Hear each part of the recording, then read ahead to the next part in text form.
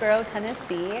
We met at the teaching assistants orientation, and I walked in, I didn't know anyone, and I was so excited, like a little kid at their first day at school, and I was introducing myself to everyone.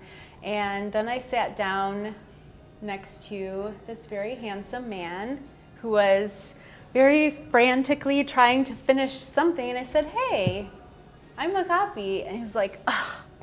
I had deleted my syllabus by accident and was trying to rewrite it. It was due in 10 minutes. So I was trying to recreate this thing, and when I first met Agapi, I could only think about work. Afterwards, he came up to me and apologized for his behavior. If I've hurt you in any way, advertently or inadvertently,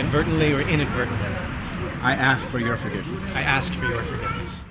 And we talked, and I think we spent 8-9 hours together on our first date, and that was Halloween. Yeah, Halloween now, almost 5 years ago now.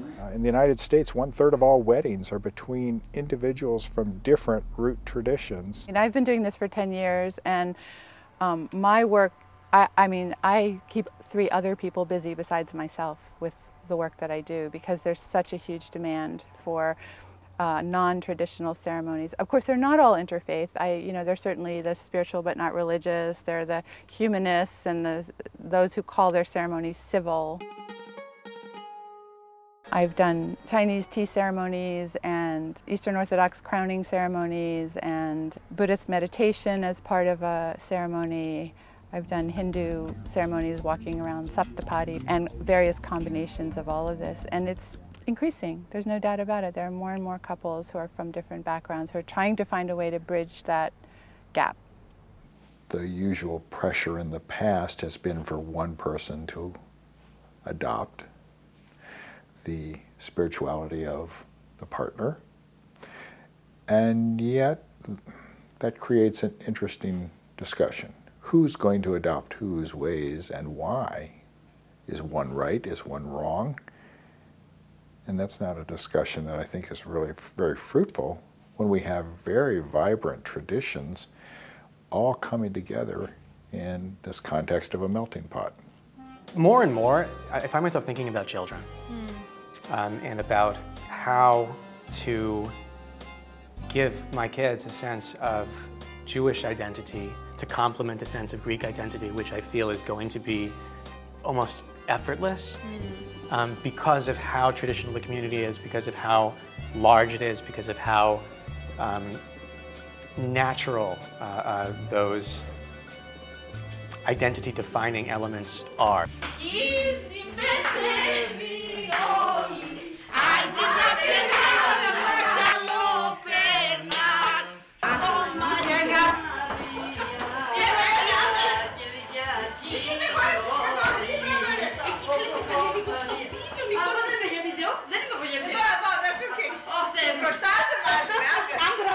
You're surrounded by the music and the food and the majority of your relatives, and in that environment, my family is much smaller.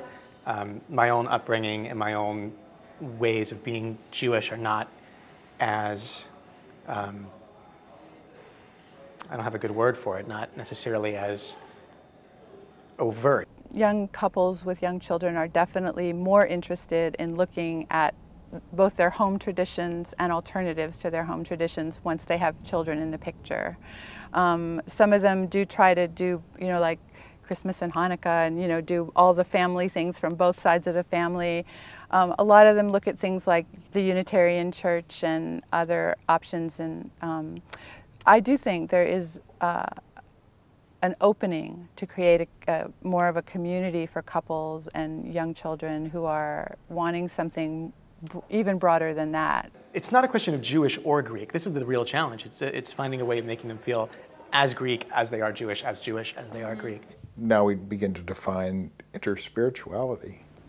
And the question is, interfaith versus interspiritual. There is a very porous border between that and what is interspirituality, but finding the common roots, the common essence of different traditions. Two families Dad, I have a question for you. With the glass, should we put it in the satin bag and then stomp on the satin bag? Okay. The final tradition Agapi and Aaron wish to honor is with one another is a shared one again, the breaking of glass.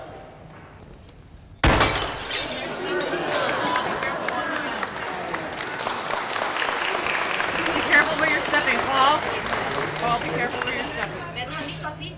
Now I won't look back. Now I'm walking into my new life. The breaking of the glass in the Greek tradition is a break with the past and stepping into the unknown of her future. Breaking of the glass in the Jewish tradition, they're breaking any barriers that would separate them. Taking elements of diverse traditions and stacking them in a way that allows them to speak to one another without having to mirror one another, so that you get this dialogue in the ritual. There was a deep richness, a conversation on a metaphysical, ritual, mythic level. And of course, what results from the children of those kinds of marriages is a new form of spirituality that they're exposed to. They can't choose and say mom or dad or one of them is right and one of them's wrong. They begin to learn multiple ways of expressing a relationship, a spiritual relationship based on the backgrounds that are brought together.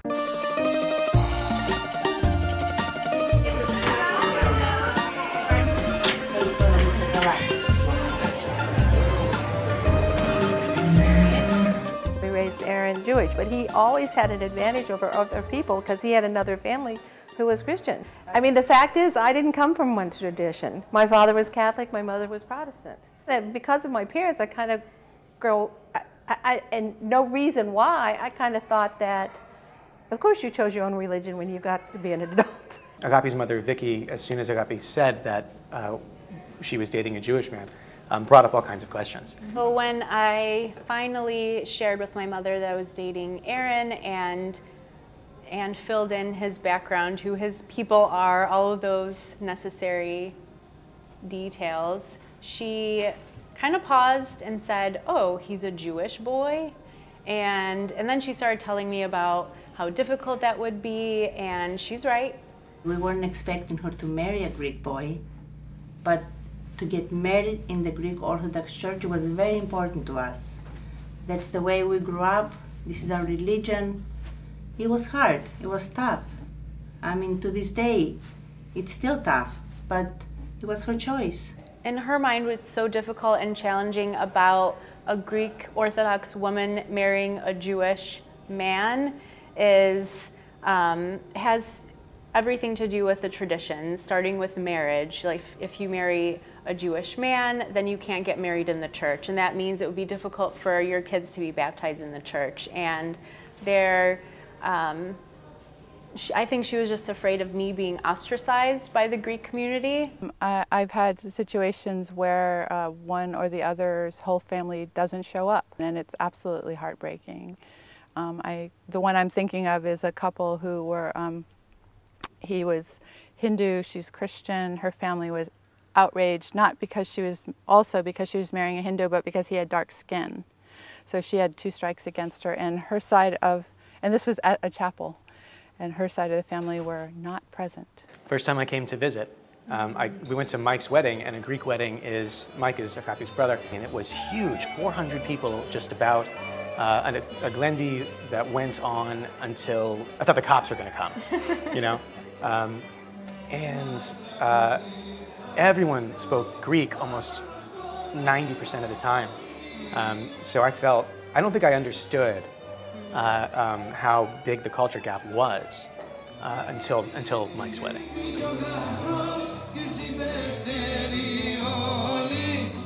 I wasn't surprised that he married outside of his religion. He's still not going to be any less Jewish. How he found a Greek girl, I'm not sure I understand that, but we live in Murfreesboro, Tennessee. There's very few Jews there.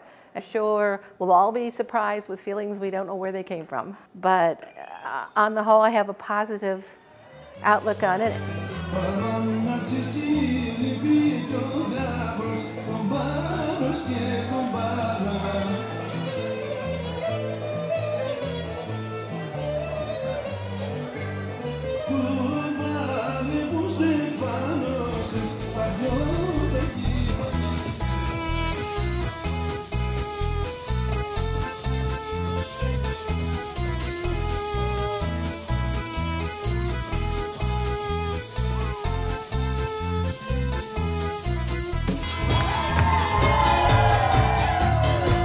Cheers for Agapi and Aaron up there. We're talking about two people who come out of the same philosophical frame. You know, they really do have, their belief systems are very similar. What they believe about life, about the divine, about the nature of self and all of that, they really have that in common. In fact, I think the ceremony that we've created is a really good example. There may have been a lot of negotiation involved in creating that ceremony, but I actually don't feel as if anything has been abandoned. You know, the metaphor that I go to in thinking about how these traditions, or you know, how these Agapi's word was challenges play out. I think of wrestling. I think of, you know, Jacob wrestling with God. When they went around the table, it was quiet. No one was singing. No priest to say the blessings that we usually say. Isaiah Horeb said. It was just a quiet time. So is that, were you sad because that was missing? Yes, Yeah. a little bit. Yes, I was. I was a little sad.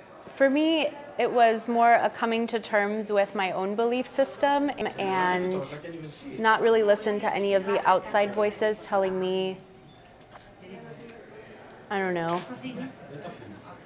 that I would be an outsider and I wouldn't be accepted anywhere, and I just had to come to terms with what I believed in. You know that you're fully engaged with issues of faith and culture and love and family when you wrestle. I am sacrificing to some extent that part of my identity that is so involved in this community. All of these assumptions that I would get married in the Greek church and have my kids baptized, that now I don't know if that, I mean, obviously we're not getting married in the Greek Orthodox Church, but I don't know if my children will be baptized. I don't know if that's possible. My hope is that they will be baptized in the Greek Orthodox Church. If that's allowed and... Allowed by the church? By the church. I mean, we have a few priests that, because Agapi is a Greek Orthodox member, that there won't be a problem. But not everybody is accepting of that. But what the kind of life that I've been living with Aaron and that we want to build together is so rich and complex, and it's just home to me. It just feels right, even though I went through so much pain, I guess, trying to get there. Okay, you can hold that. That's nice. And when you get mad at each other, make up and make up quick. I love the differences and what makes us unique, but we also share a lot of the same core values, like respect for each other and personal integrity and a passion for what we do in our professions. It's honesty, integrity, passion, and compassion. Those are the four kind of core principles, right, that we try to, I think both of us have tried to live by. And also, I mean, there's the silliness that we both really value in each other. We do have a private language of gestures that grows up only between people who are in a really intimate, loving relationship. And that's a really rich and beautiful thing. And hopefully we'll all learn something from all of us. There's so much we have in common. To see them happy together, to see them in love, to see them say the words that they wrote to each other. They looked very happy, and I know they're very happy. They love each other. I think it definitely has opened my heart doing this work. Certainly having the opportunity to be close and really get to know in a deep way these individuals who are choosing to, against all odds, I guess you might say, some of them, you know, ally themselves for the long run. We are crossing borders, and there almost are no real borders anymore. Well, that's what's happening as we get to know people of different faiths. They're just human beings, just like us.